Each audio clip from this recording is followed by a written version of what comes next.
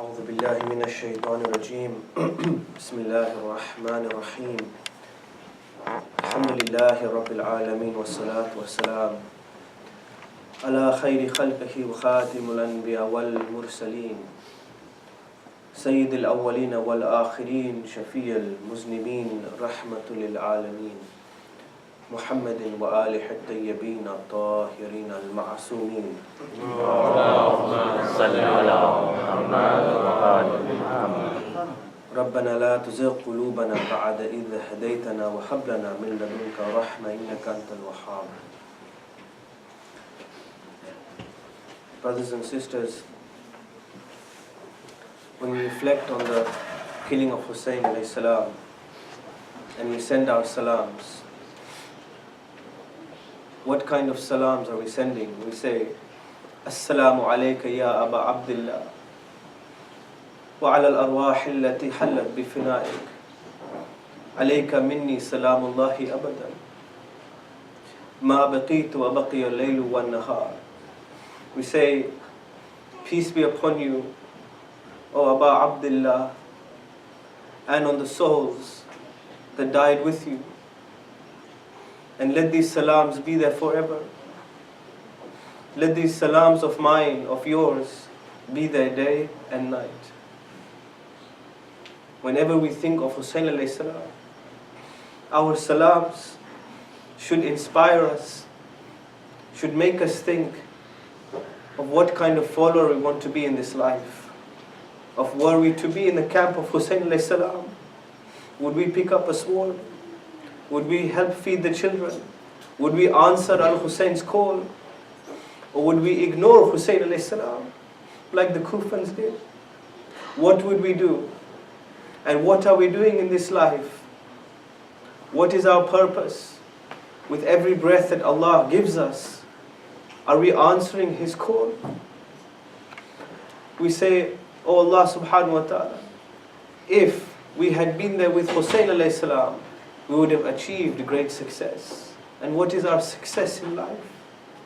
Our eighth Imam says, Ya Ibn Shabib, in kunta bakiyan li shay'in fa'abki lil Husayn ibn Ali ibn Abi Talib alayhi salam. Oh Ibn Shabib, if you want to cry for anything, then just cry for Hussein alayhi salam. Whatever tragedies is happening in our life, nothing can compare to Karbala. Nothing can compare to the arrow that was shot into Ali Askar's throat, tearing his face, tearing his head, and Hussein alayhi salam being soaked in his blood. What can compare to this? Our difficulties, what are they? فَإِنَّهُ ذُبِحَا كَمَا يُذْبَحُ الْكَبْشِ. Indeed, he was slaughtered. Hussein was slaughtered like a sheep is slaughtered. They surrounded him and they shot arrows and thrust spears into his chest. They had no respect even for the way they killed Hussein alayhi salam. وَقُتِلَ مَعَهُ مِنْ أَهْلِ بَيْتِهِ 18 رَجُلًا. And he was killed along with 18 members of his household. Qasim, Onan Muhammad, Ali Akbar, Abbas, his dear messengers and companions, Muslim ibn Aqil, Muslim ibn Awsaja, Habib ibn Madahir, Khur, all of them were killed. مَا لَهُمْ فِي الْأَرْضِ شَبِيهُونَ. There is none like Hussein. There is none like the family of Hussein. There is none like the companions of Hussein on this earth. There is no one that they can be compared to. وَلَقَدْ بَكَتِ السَّمَاوَاتُ السَّبْعُ وَالْأَرْضُونَ لِقَتْلِهِ.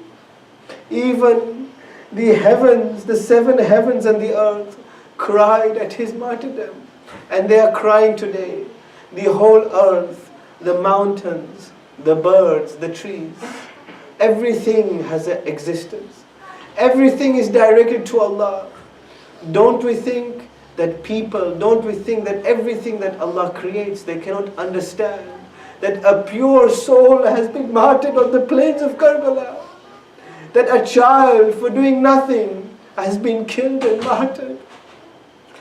It is reported that when Hussein alayhi salam was advancing out of the tent, he said, I have abandoned the creation in your love. I have even orphaned my children. I have even orphaned my children, oh my God, only so that I may see you. If the swords were to cut me into several pieces in your love, even then my heart would only be with you, O Allah. My children are being cut. My body is being cut. But I only want to see you. I want to stand on the plains of Karbala saying, La ilaha illallah Muhammadur Rasulullah. I want to stand on the plains of Karbala saying, Amr bil ma'roof and nahy anil munkar. Though no one will stand with me, though my arms will be severed, though spears and arrows will be thrust into my chest, I will say this till my last breath. This is what we hope for, brothers and sisters. When Allah wills us to die, we want to say these words. We want to go back to Allah subhanahu wa ta'ala in the way that Hussein alayhi salam went back to him. When the Imam was advancing out of the tent, he heard a voice. It was the voice of his son, Imam Sajjad. Imam Sajjad tells Lady Zainab, please give me my sword and my staff. I want to go and fight with my father. The Imam looks at him and said, why are you inquiring for your staff and your sword? What use is this to you? Imam Sajjad says, oh my dear father, how can I allow you to go and fight? How can I allow my father to go into battle when I am your son and I cannot even support you? How can a son see a father go to his own death and not protect him? Please, my father, give me my sword, give me my staff, let me defend you. Let me, oh father, please, let me come with you. The Imam hugs Imam Sajjad and he says, oh son, you are the purest and noblest of my lineage. You are the guardian of the destitute and oppressed. Look at this tent now. What do you see? There is no one left except the women crying. Look at all of the children, they are orphaned. Oh my son, oh Ali, you have to look after this tent and camp. Can we not imagine the suffering of Imam Sajjad? We talk about the suffering of Hussein. What about the suffering of the heart of a son who cannot go into the battlefield to shield his father from the arrows and the spears? He tells the Imam, the next Imam, you are going to be the Imam after me, so guide the Ummah and protect the women and the children. As Hussein now wants to go into battle, he hears another voice, but this time it is more than a voice. It is his daughter Sakina. She is tugging onto the cloak and the armor of her father. Sakina goes to Hussein. Sakina says, oh my father, if you go into the battlefield, I know that I will not see you again, and I know that there will be no one to protect me. Sakina says, oh father, please, if you are going to the battlefield, take me back to Medina, please. Please take me away from this place, for I cannot bear to see you die, and there will be no guardian after you. Hussein hugs Sakina tight. He hugs his daughter. And he says, oh Sakina, I know that you will cry long after I have gone. I know. But he tells his daughter that Sakina, Allah will reward you for your tears and Allah will protect you. Whatever we cry today, whatever sadness we feel, Allah will reward us because we are trying to feel the pain of Hussein alayhi salam. We want to try to improve our lives, that when we look after our children, we embrace them in the way Hussein did. And this time, Hussein has no choice but to leave the tent.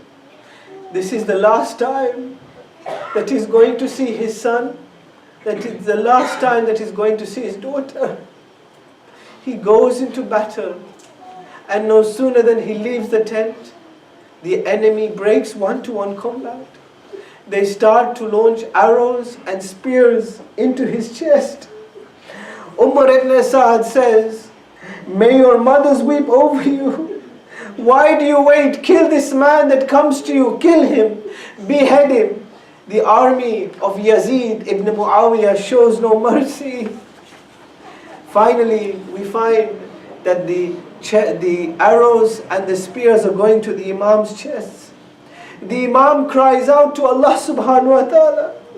He says, "Oh Allah, I will meet you with blood. I will meet you deprived of my right. Oh Allah, they have denied me my right, and they have denied water to your children, oh Allah."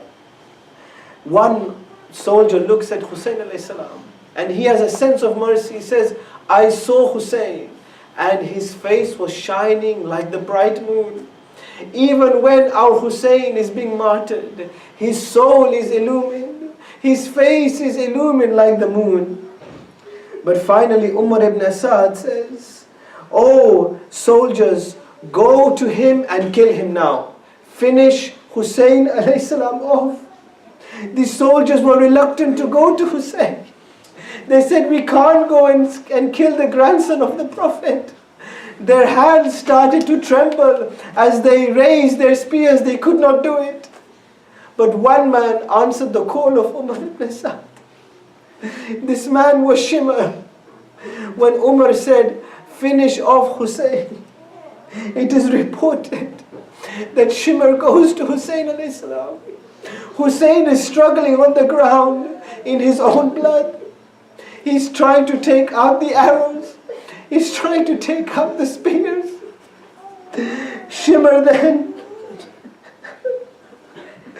Shimr places his dagger on the burning neck of the Imam. He sits on the chest of the Imam. He takes out his dagger and he severs the Imam's head with 12 strokes. He keeps on cutting the head, and Hussein is bleeding. His beard is bleeding. At this, the Imam dies, and the Imam's head is severed from his body. Zainab now, she goes to the hill and she sees this. She now calls out to the enemy and she says, "What have you done? How have you killed this man? Woe be to you. You will kill each other till the end of time."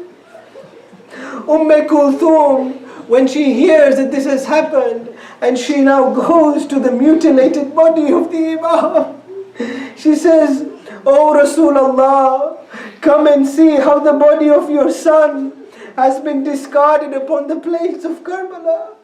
He has not been given ghusl. He has been given ghusl with the sand of the Karbala and his own blood." She says, "Ya Rasulullah, how your daughters are humiliated and taken as captives.